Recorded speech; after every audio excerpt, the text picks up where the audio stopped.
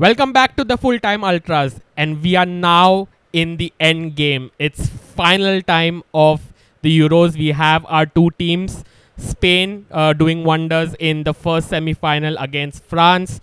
The second team is England.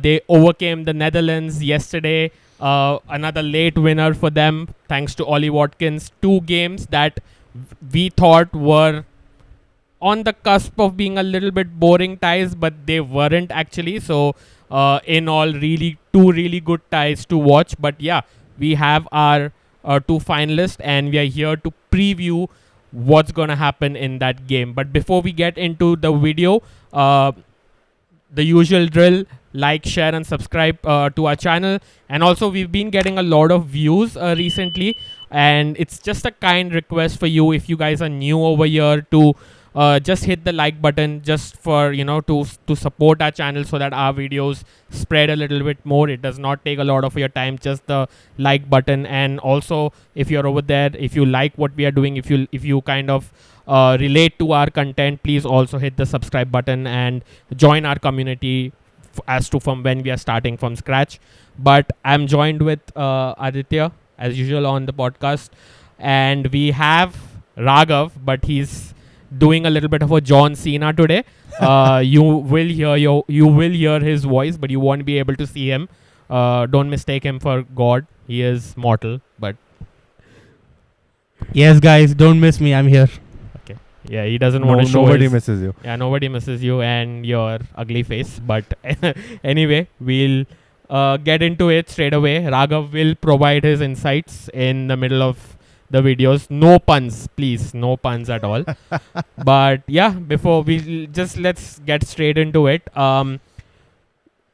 Between these two teams, when we did the preview, like, of the whole tournament, like a month back, and we also did one video which was during the international break, Yeah. in the middle of the season, and we went through the squads of everyone, and then we came to the conclusion that England is one of the teams that are favorites to Yeah. make it. And here they are, by hook or crook. England are in another final, back-to-back finals for them. But the biggest surprise going into this tournament has been Spain. Yeah. No one gave this side a chance as well, to get into it. Some of us even predicted that Spain would be third in the group, Yeah. So, what a resurgence from them, Aditya, in terms of Spain. What do you make of Spain's chances going into this game, and also how generally exceeded expectations? Yeah, I think from game one, we could see that all of our thoughts were quite off the mark with Spain, because they absolutely drubbed Croatia 3-0, and then they haven't looked back since. They've been the best side of the tournament by far. They've scored the most goals, 13 goals, and they've only conceded 2 so far. So that's pretty impressive numbers. And they're also the first team to have gone they've won all their games Yeah. without it going to penalties. That's the first time in the Euros that's happened. I mean, very, very impressive, and they're surely entering this final as favorites. I mean, I don't think, apart from like English fans, neutrals would probably be saying Spain are favorites. There might be a but in there because it is a final, Yeah. but Spain have been massively, massively impressive. Obviously, the youngsters, Lamine Yamal and Nico Williams, have been sensational. Almost chipped in with some massive contributions off the bench, and then also in that last game. They lost Pedri to injury, but that doesn't seem to phase them. And Rodri's been imperious throughout this tournament as well. And they don't seem to be too troubled by any of their opposition so far. So yeah, they've conceded 3 goals. Sorry, but yes, it's been quite good for them. I think they've been the best team in this tournament. Yeah. And considering also the odds they have had to overcome, one of the toughest groups they were placed under, alongside Croatia and Italy. Yeah, And then they come onto a side of the draw, which has been really very tough for them. So, you look at, they beat the likes of who was the first team they beat? Sorry, they beat Georgia. They beat Georgia in the round of 16. Yeah, Then they went on and they beat Germany. yeah, And then obviously in the semi-finals they go on and they beat France. So two teams who were, really prior to the tournament, two teams who were categorized over them easily. Yeah. No one would think that even if Spain come into this side of the draw, right, they're going to end up beating teams like Germany and France. So Yeah. they 100% deserve to be where they are, and they deserve to win this final. They Yes. deserve to win it, Yeah. right? But on the flip side, you also look at England, Yeah. right? Of course, the draw has favored them and everything, but somehow they've just managed to get through. They have and that all boils down to the quality these guys have in their team. Like we also discussed in the reaction video, so much of quality, so many match winners to come on and kind of change the game. Do you think England would, they would not deserve it if they win the final? I mean, from a purist point of view, probably not, because given one, the side of the draw they were on, and also the way they played, because you mentioned that we discussed England being one of the favorites for this tournament. I don't think anyone quite envisioned them getting to the final playing the brand of football that it did, because we expected a bit of like pragmatic football, but they've, in terms of the quality of their play, their system and their tactics and such, they've massively been underwhelming. But despite all that, they have got the job done. They've got, over the line by hook or crook. More by, crook, I mean it not by unfair means, but not playing fancy football, but just, getting one moment galvanizing them, or just grinding out results. They've got there in the end. And that's like, if to say that they don't deserve to win it would only be a very purist way of thinking about it, because if they beat Spain, it is the final. Yeah, and they've beaten the best team in the competition. Yeah, exactly. If you win the final, you win the final, and you deserve to win. That's all there is to it. It's as simple as that. That narrative honestly does not really matter. But I was quite impressed with England's performance against Netherlands. I think that was their best performance. Oh yeah. Like I know we said that the bar is really low. Yeah. But there were some moments in the game. Of course, Netherlands had their issues in midfield or something like that. But for me, I think England should have easily won that game. Yeah. Easily with the quality. I think we'll discuss into how these two teams would line up, what these teams should. I think for Spain it will be pretty straightforward. Yeah. We'll talk about how what England do need to do. So yeah, I think they should have if Southgate as a manager was a little bit more proactive, he could have easily exploited that midfield of Netherlands, and so that's where I felt that England's performances were better, and I think this will galvanize them going into the final, thinking that because form gradually builds, and then as you go into the final, you kind of know that we are kind of here. And maybe that might, pay to their strengths. I'll talk about why I feel England could win this. Yeah. There's one big reason Why which am I not I'll share it in my prediction section as to why I feel that this could be the chance for England. Yeah. But quickly now we'll kind of move on to how do you think these two teams would line up? What do you make of Spain? Like, how do you see Spain? Do you think they'll stick to their guns? Yeah. Or do you think they'll have like a special strategy to counter this England team? I think Spain are a team that play their brand of football no matter what, and there are obviously going to be some tactical tweaks to take care of certain aspects of the opposition, but the general principles will be the same. Yeah. I don't see them changing anything. I don't see why they need to change anything. Their brand of football has been given the best advertisement it could have got. So Carvajal will come in, I think. For I think so. Yes. Lenormand also should be there. Probably, yeah. I don't think they have any reason to deviate from what they've been doing so far. Morata, the incident with Morata, that's a bit concerning. Let's see how he is, and if he is fit to. Such a fluke. It's just that was Southgate's voodoo. Surely that was Southgate's voodoo. But yeah, I think that's one to watch out for as as we get closer to the final. But I don't think they have reason to change anything. But coming to the England side of things, you obviously have had issues with how they've been lining up at least. Yeah. What do you think they should change? It's pretty obvious, no? Like they're not going to change anything. Yeah. Every time we sit over here and then we are like, oh, I think he needs to do this, he needs to do that, and it's just one change, and it's the person who was injured, he's coming. Oh, who was suspended, he's coming back. That's Yeah. all. But for me, I think Spain are going to have more of the ball in this game.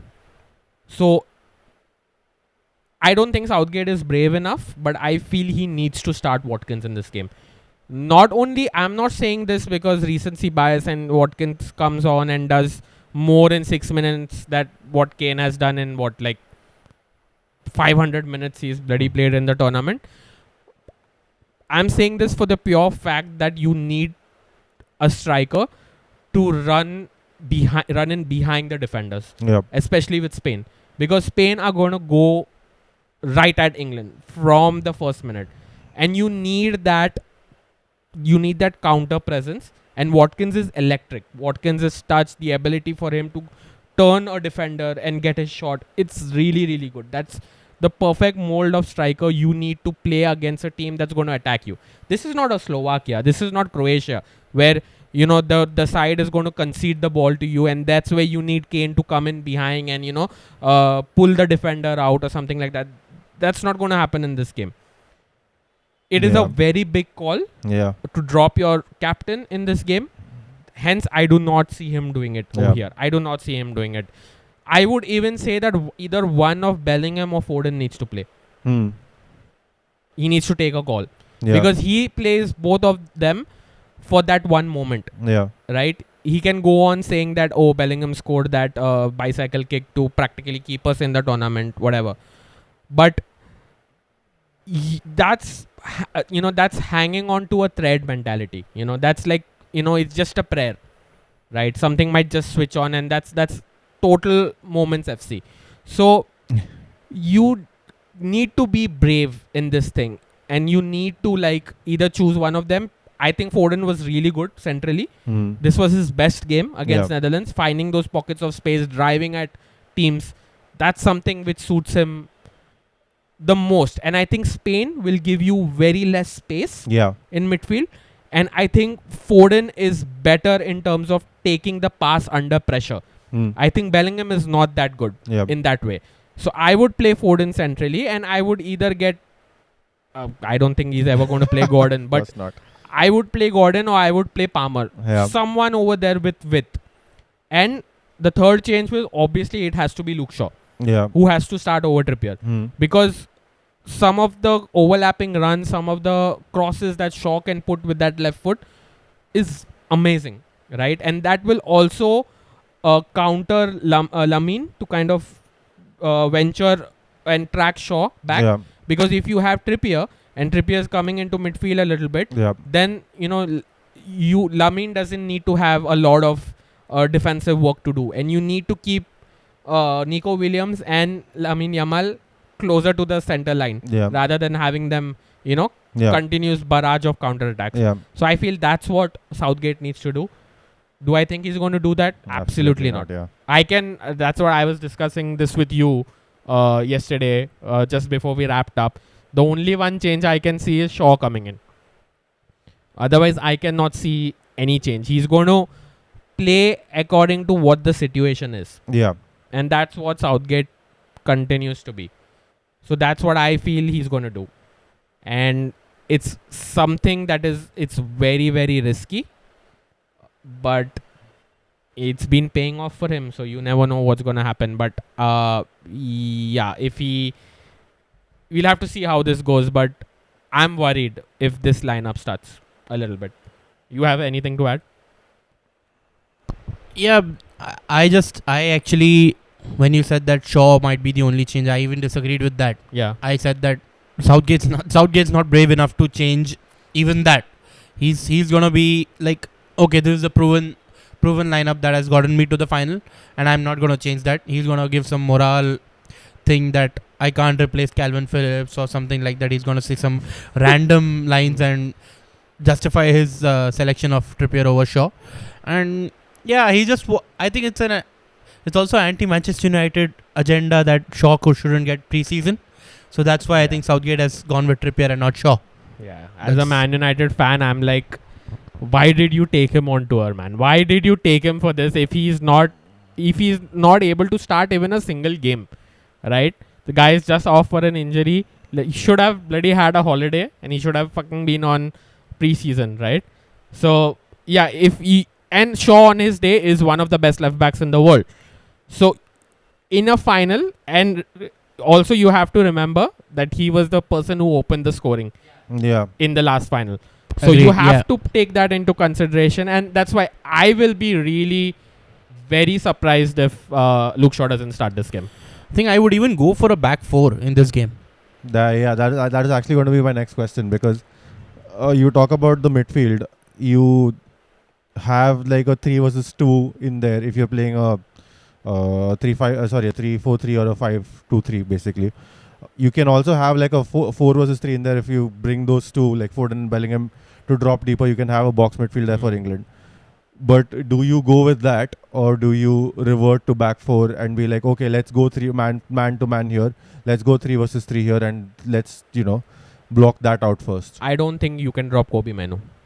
I do not think. I feel Kobe Manu coming into this team has given England stability. When I saw that game yesterday as well, he was someone who even outshone Declan Rice in some aspects of the game. Keeping it so simple, keeping it tidy. In fact, Declan Rice making those runs ahead, he was losing the ball, he was all over the place. Even the first goal that Simon scores, it's so, the tardiness was so unlike Rice at some time as well. So at this moment, I feel Manu is one of the most important players that England has. And especially in this game. Because the control that guy has, the ability, the passes, the ability to break a press, the ability to put a through ball, right? The ball also that releases Foden. Yeah. It's slightly behind, but the vision to see that pass, to make something happen, he's their best creative force at the moment. So I cannot see Gareth Southgate dropping Manu, and he shouldn't, right? So that's where it comes to. If you want to play that system, then it has to be you dropping one of Foden or Bellingham. No, I mean, you can accommodate like both of them in a 3 midfield. Like you can have Foden out wide again and Bellingham. Yeah, but then Saka, Foden, Kane, Saka, Bellingham Foden, here. Yeah, so basically the same lineup. Yeah, but Bellingham comes back into midfield. Yeah, a little bit deeper. You're trying to say. Yeah. Okay. You can do that, but that's where the thing is, on the flip side is Kane's going to drop in. Yeah, Kane's going to drop in. That's the other thing I actually wanted to point out. So that's if you want to play that, then you don't have anyone in the box. Yeah, I mean already they don't have it. So I can see this working if you are playing Watkins up front, who's going to be there as a presence. Because if Kane is also dropping, I don't even see Bellingham in the box. Yeah, Bellingham arrives late into the box. So exactly. He's not for me, that there. tactic is not working at all. So you rather stick to what you have, because I do not see, what I would do is, what I have already said what I would do. It's pretty basic. Yeah. But the thing with him is that he's for a final especially, I don't think he has the balls to do it. Yeah. I absolutely don't think he You has have the anything to add? Yeah, I actually have a different view to all of this. Like, I would drop Saka and put Foden on the right with a back 4, and I would put one of it. I don't think that Gordon's gonna play ever again. He just got selected, and then he's put some comments, and he's like basically given away his place in this team. Like, I think Eze could come into this. For me, he could come into this team because Foden would be in his natural habitat on the right, and I think that Bellingham in the 10 position, and you practically don't have to drop the double pivot of Rice and Manu. So that would be that Walker at right back and Foden would play on the right back, and Saka would be the the victim of I think Saka switching to has back been four. really good, like for the last 2 games.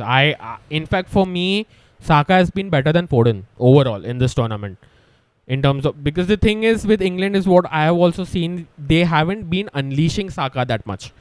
Like there's so many instances where even last time the ball is released so late Yeah. in so many instances. So I think it's just going to be the same old. But I think Eze for me is more like a player who can come on and do a job rather than start. Like, of course, we would like to see you doing something different, but this is the final, and he's not going to take that risk. Hmm. for me. Yeah. I agree. Hmm. But let's move on to Spain a little bit. How would you counter this team? You know, like how would you be like? Is it just like you stop Yamal and you stop Nico Williams and then you suffocate Spain, or is there something more to them? It's not that simple because, so for example, what Germany did was they did for large parts of that game managed to stop Rodri from having any influence over the game. But then you had these players like Olmo popping up, Ruiz making those runs as well. And obviously, Yamal and Nico Williams are always a threat. The thing about the Spain side is that they have so many ways of hurting you that if you try to stop one and you have to expend a few resources to stop such a quality of attack, they will attack using another avenue. And they'll just find these multiple ways of attacking you and hurting you and getting the job done in the final third. And I think the addition of Olmo, I keep going back to it because it's been so good, it's been so crucial that he provides a lot more in and around the box than Pedri does. And just both of those guys, like Fabian Ruiz does like to attack a bit, like he does like to go forward a bit, but Olmo likes to do that even more. And between the two of them, Yeah. it's a bit of like, they can hurt you in so many ways. And like almost again top scorer in the Euro. He's leading the race because of his 2 assists as well. And he's done all that from what is one start basically. Or two. How many games he started? I don't know. Who Olmo? Olmo, yeah. Olmo just came in now, no? Yeah, When so Pedri one went. game is- Germany. Yeah. So So one game he one started game he after started. that. Yeah. So you have all these guys who can attack you. So I don't think it's as simple as you stop these two guys and then you're good, because they'll just find a different way to unlock you. Spain have been, it's not that the whole central areas tiki-taka style anymore. They've evolved from that, and they've been so impressive and so good and so fluid as well. Yeah. They used in the France game, for example, they used a very heavy left side overload because you had Ruiz going there, Olmo going there. You had the fullback overlapping, Kukureya, he was overlapping, and Nico Williams was also there. And you had like that kind of overload that created a lot of danger for France. So I don't know, if you try to stop that, you commit too many men on that side, you suddenly open up the flank where Yamal is, and you don't want to leave him open. It's not as simple as just trying to stop those two guys and hoping for the best. I think England can profit from making this a scrappy game. Just making it ugly, because also the Germany game, Germany had got a little bit of success because they were a lot more physical. You saw players going into those challenges, Kroos going into those challenges very early on. And England can also benefit from being more physical and trying to being more imposing. Exactly, impose their will on if you don't get the ball, just commit those fouls, slow down the game, stop the game, prevent Because them there from is going- also a lot of inexperience in this. Yeah, team. exactly. Exploit that. yeah. Exactly. So, you slow them down as well that way. You stop the game continuously, you slow them down. So I think England can find success in making it a very scrappy game. But do you think Spain are going to change their approach and how they're going to start this game, or you think they're No. going to go for it straight No, away? I don't think the benefit of inexperience is also that, you're a bit free. You don't have that inhibition, or you may not have as much caution that, it won't be as cagey. I think as with the France game, I know they started a bit slow and France did take the lead, but I think Spain will still go for it. And for for our own sakes, I think Spain should score first, because otherwise this final is going to be a drab affair again. Because Yeah, no, but I also feel that even if England score first, I don't think England have the defense to keep Spain no, they don't. for like whatever, like if they score if they score in the 15th minute, I don't Yeah. think England have the defense to keep Spain at bay for like whatever the remaining 75 minutes. you Yeah, know. that's true. I still feel that there will be goals in this game, and for me, England cannot go into this with a defensive approach. So this is a game. I think when you play against Spain, it is a play fire with fire, thing. Yeah, So that's never happening though, is it? yeah, it's not going to happen with England, but they will have to go with that approach, because if they keep dropping back, Yeah. it's going to play into Spain's hands. Yeah. So I think Southgate needs to use his attacking options, which are for me superior to that of Spain. Whatever he has at the moment. Individual quality, yes. Absolutely. Yeah. So he has to use that, and he has to kind of counteract their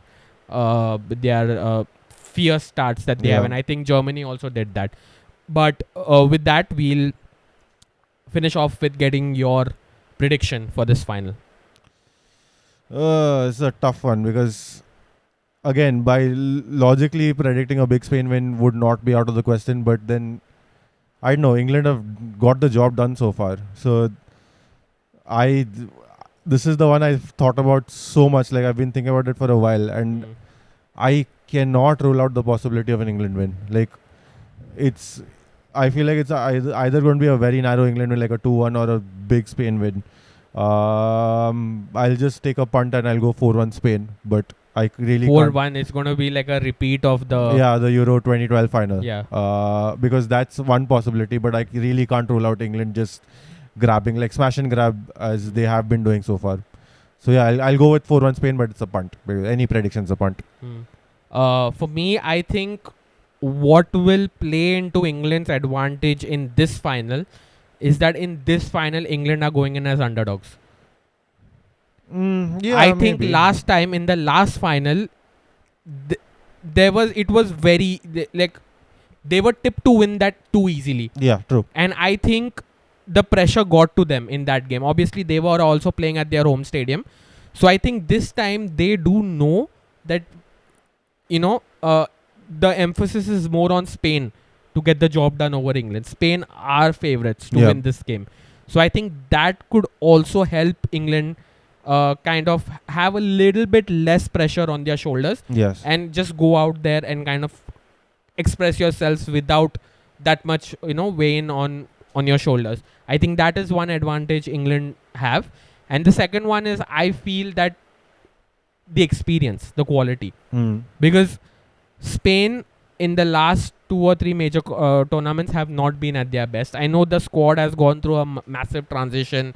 New manager as well. It's the De La Fuente's first major tournament, because it was Enrique last time in the World Cup. So for me, experience, major tournament experience, because these guys have been there. They've played in finals, they played in semi-finals, they played in quarterfinals as well, World Cups. So I think they've been there. They'll know how to manage the occasion.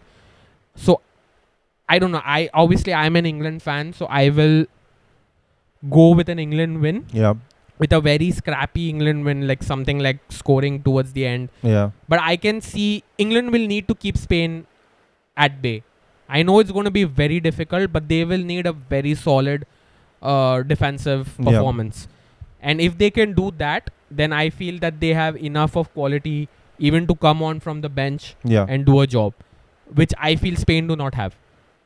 I disagree, actually. I mean, I think Who do Spain have to come on from the bench? It doesn't matter in terms of quality.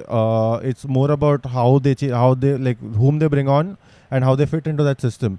And I think they've really shown that they have options on the bench who can come on and change the game. Like Merino and Olmo did. Olmo, I know, is going to start this game, but like for me, obviously England have a lot more quality in that game. I think the changes did not work. Because for me, Germany, like towards the end of the game, Germany came into their own. Yeah, of course. And that what the attempt that Merino gets, it's just out. It's one out of. It's just a perfectly executed move. Yeah. That also England got against Netherlands towards the end. So that's just a moment, because for that time Germany were all over Spain. So I felt that whatever, like Ferran Torres coming on for Lamine is yeah, that's not. It's a little bit degrading for me. it is. But I Even on the don't- left yeah, as well. Who do you have? Who do you have to replace? You have Oyarzabal coming in, but who do you have, like, to kind of come in and bring that impact? Whereas for England, you do have Watkins to come on for Kane. You do have Palmer to come on for Saka. Like yeah, really good quality players, like match winners. But I know what you're trying to say. As a system, yeah, they kind of you do not need a star to come on Yeah. over there. But then you saw yesterday, Ollie Watkins, form of his life, peak 20-goal striker coming in and just doing it. And Yeah. even for England, we've seen that. So I feel that will be the yeah, difference it could be. for them. In a way, it is like a kind of like smash and grab with your talent versus system kind of matchup in the final. So that always makes for some kind of interesting, entertaining clash. But yeah, you were saying your prediction. So my prediction is a 2-1 win for England yeah, in extra time. yeah. I think it's going to extra time. This Yeah. game is going to extra time. Raghav, your prediction? 3-1 England. 3-1 England. In normal time. Yeah. Quickly, why do you think England are going to win I 3-1? I think that the attacking nature of Spain it's going to play into England's hands, because like you can see that England are good defensively. The defense is not the problem. The problem has been the attack, Yeah. and they've all faced low block teams, and they've struggled to break low blocks. This Spain team coming onto them, it's gonna play into their hands, because you have Saka, you have Phil Foden, you have Bellingham, and on the break, you can't deny that these are some of the best attacking players. And yeah, that's my logic, that if Spain are coming on, then that is gonna unleash some of England's talents on the counter attack. Only- And to that point, I think Kane dropping deeper in this case could help, because that's the kind of that's the kind of role he played at Spurs Yeah. when you had these two guys like running forward on Exactly, either but side. that's what I want to see Foden and Saka do that. Yeah. I can see Saka doing that, but that's not Foden's Yeah, game. that's not Foden's game, of course not. That's where you need a Gordon or you need a Rashford over there, Yes. who's direct into the box and Yeah. you just play a ball. Yeah. Kane dropping in, switching play. That's why we call for that. You need Yeah. someone who's more direct over there. Yeah. But yeah, only time will tell, and we'll be there to give our reaction after the final. Hopefully, we'll have our dedicated Espana fan in Riku as well. Hopefully, he's free enough to come and watch the game with us. Too busy, Mr. Elon Musk. But but yeah. Anyway, another plea as usual to like, share, and subscribe to our channel, and also like our videos. Get the interaction going. Who do you think are favorites to win the final? Will it be Spain, who will be crowned and who will be the most successful team in the Euros, or will it be England to win their first title, first major tournament on international soil? Only time will tell. But yeah, with that, we'll see you in the next video. Peace.